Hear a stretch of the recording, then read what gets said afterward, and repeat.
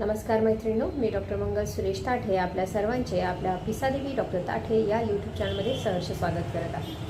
Video बनवण्याचं एक निमित्त म्हणजे कुठेतरी आपलं आरोग्य धोक्यात येत आहे आणि धोक्याची घंटा जाणवत आहे, ही तुम्हाला निदर्शनास आणून द्यायची आहे. जे एज्युकेटेड आहेत, वेल एज्युकेटेड आहे, त्यांना व्हॉट्सअपवरून, फेसबुकवरून किंवा इतर सोशल मीडियाच्या माध्यमांवरून ह्या गोष्टी कळत राहतात की ड्रगच्या ॲडव्हर्स रिॲक्शन होतात. हे प्रत्येकाला माहीत असतं. हे तुमच्यापैकी कुणालाच नवीन नाही आहे, हे जुनंच आहे. हे तुमच्या सगळ्यांना माहिती आहे. म्हणजे कुठली तरी गोळी घेतली आणि माझ्या अंगावरती रॅश आली किंवा पेशंट कॉमनली कंप्लेंट्स असतात जनरली कुठलं अँटीबायोटिक घेतलं, कुणाला कुठल्या पेनकिलर्स सहन होत नाही, स्टिरॉइड्स सहन होत नाहीत आणि त्याची ॲडव्हर्स रिॲक्शन होते आणि अंगावरती रॅश येते. आणि प्रत्येक दवाखान्यातसुद्धा हे लिहिलेलं असतं की ड्रग्ज घेताना किंवा कुठलेही ॲलोपॅथीची औषधी घेताना जर तुम्हाला अंगावरती रॅश आली तर लगेचच डॉक्टरांच्या निदर्शनास आणून द्यावं. परंतु हे जेव्हा आता सोशली जे भारतीय भेषज संहिता संविधान म्हणजेच इंडियन फार्मॅकोपिया कमिशन ह्यांनी आता सगळीकडे जाहीर केलेलं आहे की मेफेनेमिक ॲसिड, मला कुठल्याही इथं कंपनीचं नाव घ्यायचं नाही किंवा ब्रँड नेमचं नाव नाही घ्यायचं, पण जनरली मेफेनेमिक ॲसिड हा जो ड्रग आहे हा जास्तीत जास्त वृद्ध, स्त्रिया आणि लहान मुले यांच्याकडून घेतल्या जातो. म्हणजे वृद्धांमध्ये जे काही संधिवात, आमवात, आर्थरायटिसचे वेगवेगळे पेन्स असतात, ते पेन थांबवण्यासाठी हा ड्रग घेतात किंवा डॉक्टर लोक प्रिस्क्राईब करतात.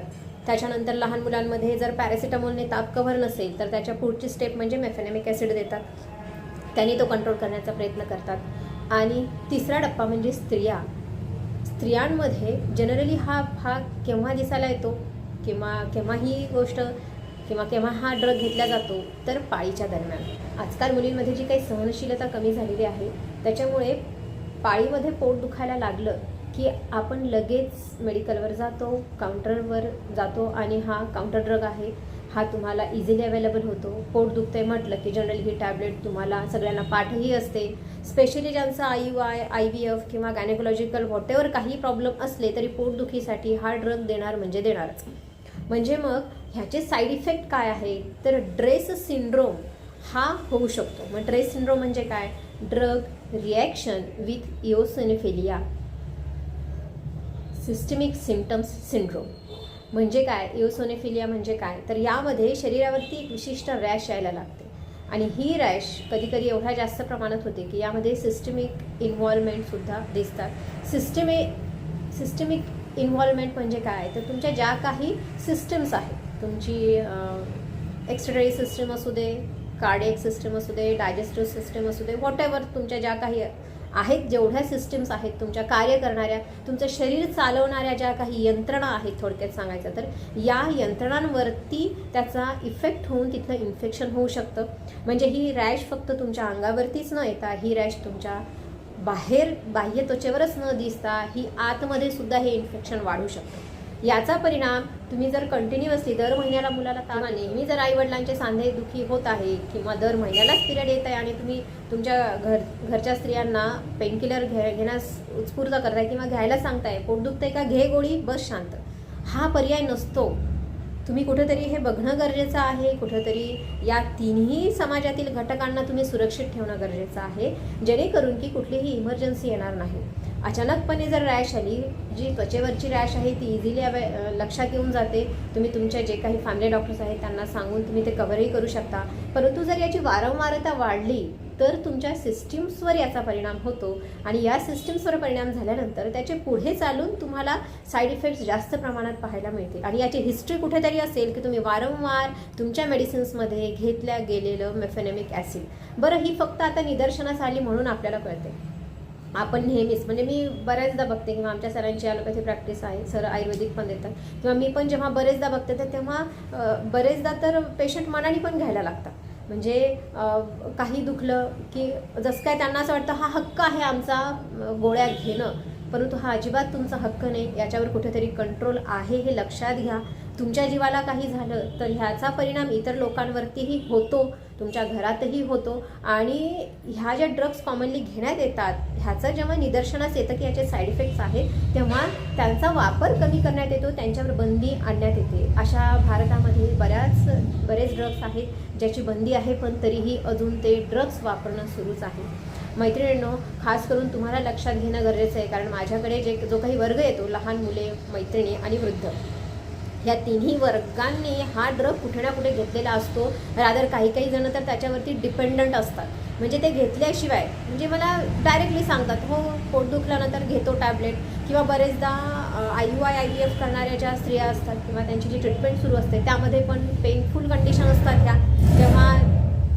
जेव्हा या पेनफुल कंडिशन्समध्ये किंवा ॲबडोमिनल पेन पण जास्त असतं, याच्यामध्ये डॉक्टर लोक ठीक आहे जास्त तुमचं दुखत असेल तर तुम्ही घेऊ शकता हे सांगतात, परंतु त्यांनी जे काही इंडिकेशन दिलेलं असतं की जास्त दुखलं तरच घ्या, हे आपल्याकडून वारंवार होतं नकळतपणे, कारण त्याची आपण जाणीवच ठेवत नाही. आपण कंटिन्यू घेत राहतो, दुखतंय का, सहन होत नाही, डॉक्टरांनी एकदा सांगितलं घ्या म्हणून मग घेत राहायचं, परंतु हा पर्याय नसतो. आपल्याला त्याचे कारणं शोधून ते दूर करणं गरजेचं असते. म्हणजे तुमचे जॉईंट पेन होत आहे, मग कुठे कमी पडताय तुम्ही तुमच्या जीवनशैलीमध्ये कुठे कमी पडताय हे लक्षात घेणं गरजेचं आहे.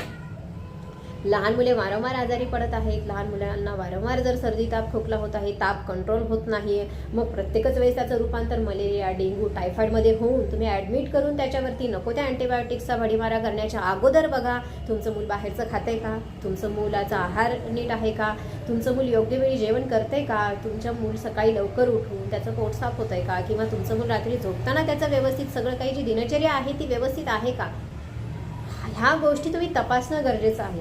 पण आपल्याला काय सोपं वाटतं, आजारी पडलं की दवाखान्यात न्यायचं, अँटीबायोटिक द्यायच्या, किंवा मग विशिष्ट ज्या काही पेनकिलर्स असतात, अँटीपॅरेटिक्स असतात किंवा अँटीबायोटिक्स असतात, ह्याचा वारंवार वापर करायचा आणि मग महिन्यात 2 महिन्यासाठी शांत बसायचं आणि परत रिपीट झाल्या ह्या गोष्टी की परत तीच प्रोसिजर करत राहायचं. हे कुठेतरी थांबलं पाहिजे. कदाचित त्यासाठीच आत्ताची जी काही आपल्या समोर हे जे आलेलं आहे, जे काही इंडिकेशन आलेलं आहे, जी काही धोक्याची घंटा आलेली आहे, त्याचा आपण विचार करणं फार गरजेचं आहे. तिसरा महत्त्वाचा वर्ग म्हणजे स्त्रियांना ह्या गोष्टीचा जास्तीत जास्त आघात होऊ शकतो का, कारण की त्या जर मासिक पाळीमध्ये नेहमी जर ह्यांची सवय असेल घेण्याची, तर जे काही सिस्टेमिक सिंड्रोम त्यांचा दिसणार आहे, तात्पुरती जी सूज येणार आहे ती कमी होईल. आतल्या अवयवांच्या सिस्टीम्सवरती जे इन्फेक्शन होणार आहे ते कुठेतरी तुमच्या फर्टिलिटीवर परिणाम करेल. म्हणजे जर तुम्ही वारंवार ह्या टॅबलेट्स घेता, ह्याच पद्धतीने आपली दुसरी एक महत्त्वाची टॅबलेट आहे ती म्हणजे तुम्ही जेव्हा पाळी थांबण्याच्या गोळ्या घेता किंवा मग पाळी पुढे ढकलण्याच्या गोळ्या घेता, ह्याचा देखील दुष्परिणाम खूप दूरवर होऊ शकतो. आज जे काही आपण बघतो, आज काहीच नसतं, आज रिपोर्ट सगळे नॉर्मल असतात. पेशंट म्हणतोही आमचं तर सगळं नॉर्मल आहे, मग गर्भधारणा का राहत नाही, परंतु याचे कुठेतरी आपल्याला पूर्वी जे काही तुम्ही ह्या मेडिसिन्स घेतलेल्या असतात याचे हे परिणाम असतात आणि याचा इफेक्ट दुसऱ्या सिस्टीम्सवरती पण होतो. फक्त तुमची जर ही सिस्टीम व्यवस्थित आहे, तुमची रिप्रोडक्टिव्ह सिस्टीम व्यवस्थित आहे, मग तुम्हाला लगेच बाळ होणं हा झाला बाजूचा विषय. पण तुमच्या जर दुसऱ्या सिम्पटम्सवरती जर त्याचा आघात झाला असेल तर तुमची इम्युनिटी लो होते. इम्युनिटी लो झाल्यानंतर गर्भधारणा लवकर राहत नाही किंवा IUI-IVF सारख्या प्रोसिजर्सला सुद्धा तुमची बॉडी रिस्पॉन्ड करत नाही. मग ह्या सगळ्या गोष्टींचा परिणाम जर तुमच्या शरीरावर एवढा दूरवर होत असेल तर कुठेतरी तुम्ही विचार करणं गरजेचं आहे. पोट दुखत आहे पाळीमध्ये, तर आजकाल मुलींना फार म्हणजे जेव्हा माझ्याकडे मुली येतात, ज्यांना PCODच्या जेव्हा मुली येतात, 17-18 वर्ष वयाच्या मुली येतात, त्यांच्यामध्ये कॉमन दिसणारे कारणं म्हणजे उशिरा उठणं, खूप जास्त प्रमाणात जागरण करणं, बाहेरचं खूप जास्त खाणं आणि विशेष म्हणजे जीन्स घालणं. त्यांचा युनिफॉर्मच असतो, बऱ्याच कॉलेजेसमध्ये जीन्स हा युनिफॉर्म असतो, ज्यामुळे जे गर्भाशयावरती विशिष्ट प्रेशर पडलं गेलेलं असतं त्यामुळे हॉर्मोनल इम्बॅलन्स होतो. अजून एक कारण ते म्हणजे केमिकलचा वापर, ब्युटी प्रोडक्ट्सचा अति प्रमाणात वापर, यानेही हॉर्मोनल इम्बॅलन्स होतं. ह्या एक गोष्टी जशा तुमच्या समोर येतील तसं तुम्हाला ही कारणं कळतील की तुमचं हे जे काही रिप्रोडक्टिव्ह फेज आहे किंवा तुमची रिप्रोडक्टिव्ह सायकल आहे ती का डिस्टर्ब होती. म्हणजे तुमचं मेन्स्ट्रुअल सायकल हे डिस्टर्ब होऊन जे इन्फर्टिलिटीवर इम्पॅक्ट करत आहे. मूल होणं न होणं हा बाजूचा विषय, पण तुम्ही निरोगी राहणं यावरती तुमचा हक्क आहे. प्रत्येक स्त्री किंवा प्रत्येक जे काही व्यक्ती आहे त्या व्यक्तीला स्वतः निरोगी असणं हा ज्याचा त्याचा मूलभूत हक्क असतो आणि आपण निरोगी कसं राहू शकतो हे तुमच्या जवळच्या आयुर्वेदिक डॉक्टरांनी सांगणं हे देखील त्यांचे कर्तव्य असतं. म्हणजे कुठलीही तुम्ही ट्रीटमेंट घेता, म्हणजे मग असं नाही की तुम्ही आयुर्वेदिक घेताय म्हणजे त्याचे साईड इफेक्ट नाही. तुम्ही वर्षानुवर्ष आयुर्वेदिक घेतच आहात, मग त्याचे साईड इफेक्ट कसे काय दिसणार नाही बरं? दिसतील. साईड इफेक्ट दिसत असताना सुद्धा तुम्ही मनाला समजवता नाही हे आयुर्वेदिक आहे, याचे काही साईड इफेक्ट नाही. आणि तुम्ही लिटरली 6-6 महिने वर्षभर कंटिन्युअस मेडिसिन्स घेतात. विचारा तुमच्या डॉक्टरांना कुठली औषधी आहेत, का देत आहेत, एवढी गरजेची आहे का घेणं? कुठेतरी जीवनशैली बदलणं गरजेचं आहे, ते स्वीकारणं गरजेचं आहे की माझं चुकतंय कुठंतरी. म्हणजे ज्या मुली आता पिरियड्समध्ये जनरली जे क्रॅम्प्स येतात ते बिलकुल सहन नाही होत अशी त्यांची कंप्लेंट असते आणि मग मेडिसिन घ्यावीच लागते.